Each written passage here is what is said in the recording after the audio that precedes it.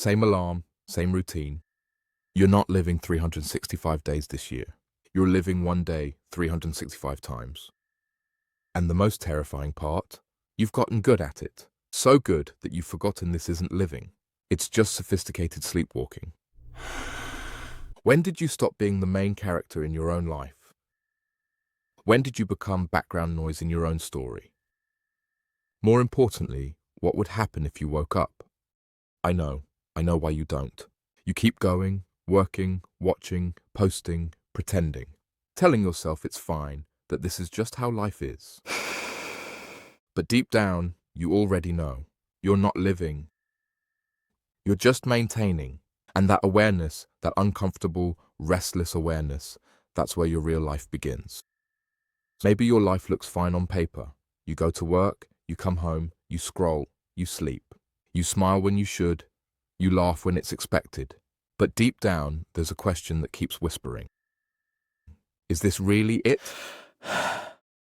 You know what's worse than feeling lost? Pretending you're found. If you've ever felt that quiet confusion that follows you even in good moments, you're not alone. You're not broken. You're awake in a world that's sleepwalking. And that awareness, it hurts until you learn what to do with it. Today, we're going to explore what that feeling really means, not through religion or spirituality, but through science, psychology, and the raw truth of being human. This is the quiet search. And maybe, just maybe, by the end of it, you'll understand why feeling lost isn't your failure, it's your beginning. I almost didn't make this video. The irony of talking about purpose while questioning my own felt like a lie. Then I realized that's exactly why I needed to make it. Because I'm not speaking from a place of fixed, I'm speaking from the middle of the mess, just like you. There was a time in my life when every day looked the same. I woke up, drove to work, came home, and stared at my phone for hours. Nothing was wrong, but nothing felt right either. Your mind becomes like a browser with 47 tabs open, and you can't find the one that's playing that annoying sound. That's modern life, isn't it? Endless options, endless noise, and somehow endless emptiness. You ever stand in the cereal aisle and suddenly feel like crying? Not because you're sad, but because you realize you've been sleepwalking through your own life. That's not a breakdown. That's a breakthrough trying to happen. Let's start with a question that sounds simple, but isn't. What is life? From a biological standpoint, life is the process of resisting entropy, the natural tendency for everything to fall apart. Think about that. Every living thing, from a cell to a galaxy, fights against disorder. Your body renews billions of cells every day. Your heart beats 100,000 times just to keep you here. Right now, as you listen to this, your body is performing about 37 trillion calculations per second. All of that, just so you can exist long enough to ask, why? Stop. Right now, notice where you're holding tension. Your shoulders, your jaw, that tension, that's where you store the life you're not living. So, if life is the art of maintaining order in a universe that loves chaos, maybe feeling lost isn't a mistake. Maybe it's the most honest thing you've ever felt. Because evolution, whether physical, mental, or emotional, only happens when the old patterns stop working.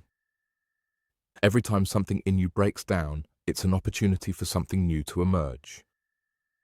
But here's what makes us different from every other living thing. We don't just live, we think about living. We question it.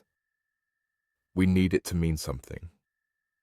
And that need, that's where the suffering begins. Here's something nobody talks about.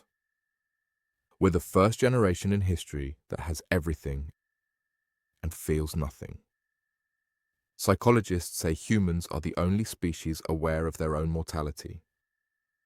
That awareness drives everything, our goals, our fears, our addictions.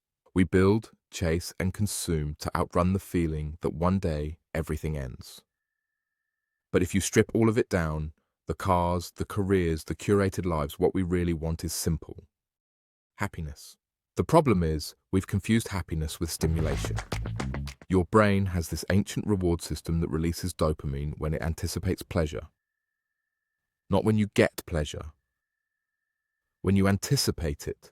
That notification sound? Dopamine. The Amazon package on its way? Dopamine. The next episode loading? Dopamine. But here's the cruel joke. Dopamine isn't happiness. It's anticipation. It's your brain saying, something good might be coming. So we chase. More money, more followers, more everything, believing that the next thing will fill the void. But it doesn't, because dopamine fades, and the silence that follows feels heavier every time. That silence, that's your mind begging you to stop chasing rewards and start creating meaning. Sunday night, you know that feeling, that creeping dread. Not because Monday is bad, but because Monday is proof that you're living the same week over and over, calling it a life. My friend once texted me at 3 a.m. I have everything I thought I wanted. Why do I feel nothing? That question haunted me because I knew exactly what she meant. Maybe you do too. We're told that success equals happiness, that achievement equals worth, that busy equals important. But what if that's the lie? What if the opposite of happiness isn't sadness? It's numbness. And most of us are medicating ourselves into emotional flatlines, calling it self-care. Another year older, and that weird feeling when people sing happy birthday, like they're singing to someone you're pretending to be. You're not behind in life. You're just comparing your chapter 3 to someone else's chapter 20. But here's what Instagram doesn't show you. Their chapter 20 might be empty too. Look at your screen time last week. 47 hours. 62 more? That's not leisure. That's hiding. From what? From the fact that if you stop scrolling long enough, you'd have to admit something terrifying. You're not tired from doing too much. You're exhausted from being too little of who you really are. Every notification is Novocaine. Every video is a voluntary coma. Every scroll is another second you don't have to face the question. Is this the life you'd choose if you knew you only had a year left? No? Then why are you choosing it now? Let's talk about something people completely misunderstand. Karma, not in a mystical sense, but as pure cause and effect. Every thought you think literally reshapes your brain. Every habit you repeat carves neural pathways deeper. It's called neuroplasticity. Your brain's ability to physically rewire itself. When you practice gratitude, those pathways strengthen. When you practice anxiety, those pathways strengthen instead. Your brain becomes what you repeatedly do. So that emptiness you feel, it's not punishment, it's feedback. It's your brain saying, these patterns aren't working anymore. Think about this. In the last 24 hours, you've made about 35,000 decisions. Most of them unconscious, most of them exactly the same as yesterday. No wonder you feel stuck. You're not living 365 days a year. You're living one day 365 times.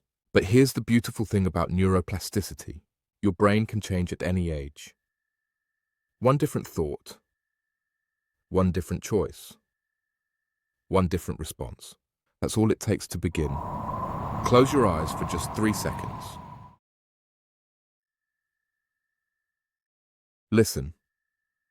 That silence behind everything, that's not emptiness. That's space for something new. We humans fight change as if stability were possible. But look at the science. Your body replaces itself completely every 7 to 10 years. The cells you have today aren't the ones you were born with. Even your memories change slightly every time you recall them. You're literally not the same person who started listening to this. Impermanence isn't the problem, it's the solution. Because if nothing lasts, then this pain won't either. If everything changes, then you can too. The awareness of death isn't meant to depress us. It's meant to wake us up. Every moment we waste pretending to be someone else is a moment we don't get back. A psychologist named Viktor Frankl survived the Holocaust and wrote, "Those who have a why to live can bear almost any how." Meaning, he discovered, is what keeps us alive, even in suffering. And modern neuroscience agrees. When your actions align with your values, your brain releases serotonin and oxytocin, chemicals tied to long-term contentment, not excitement, not thrill, contentment. The kind that lasts even when life is quiet. Happiness isn't a destination. It's like breathing. You don't breathe once and you're done. You do it moment by moment, choice by choice. That's the difference between chasing happiness and building it. So how do we move from lost to aligned? From confused to content?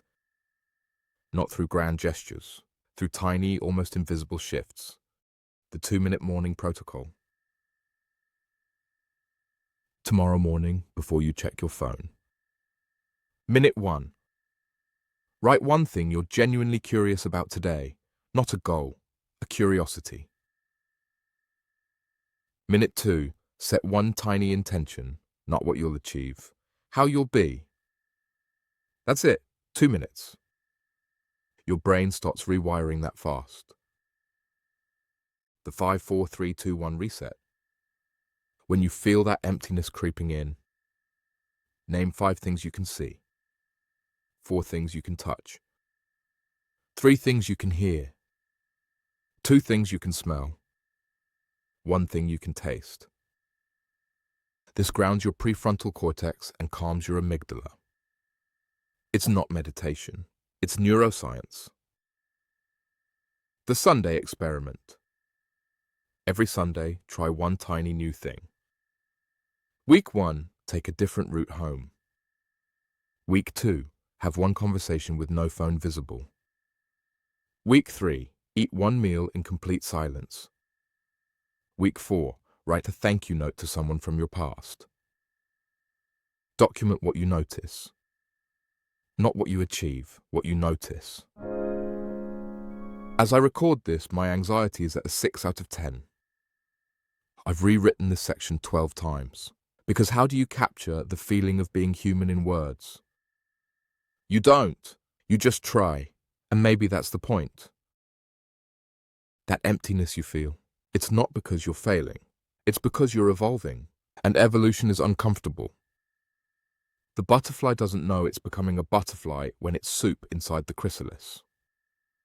It just knows everything that used to work has dissolved. You're not depressed because you're broken.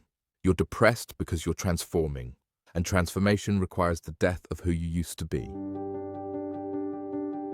Before you click away, feel your heartbeat.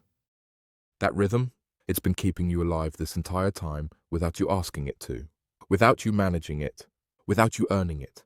Maybe trust that same intelligence with your life. You don't have to have it all figured out. Nobody does. Even the people who look like they do.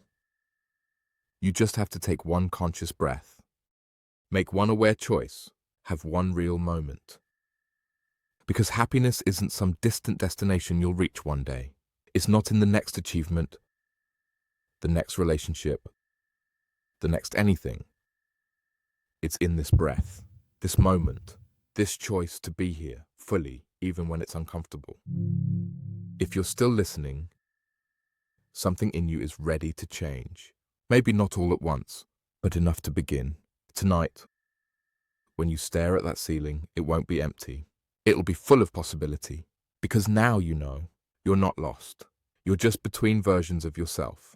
And that space between, that's where everything new is born. Remember, every breath is a choice between unconscious survival and conscious living. You get 20,000 of them today. Start with just one. You're not behind. You're not broken. You're becoming. And sometimes becoming looks like confusion before it looks like clarity. Take a breath. You're here. And for now, that's enough. If something in this resonated, don't just save it for later. Share it with one person who might need to hear they're not alone. Sometimes, one small action becomes the catalyst for someone else's transformation. Drop a comment with your answer. What were you doing the last time you felt genuinely content? Not happy, not excited, just okay with being exactly where you were. Your answer might be exactly what someone else needs to read today. This is The Quiet Search. Until next time, stop chasing happiness. Start creating meaning, one aware moment at a time.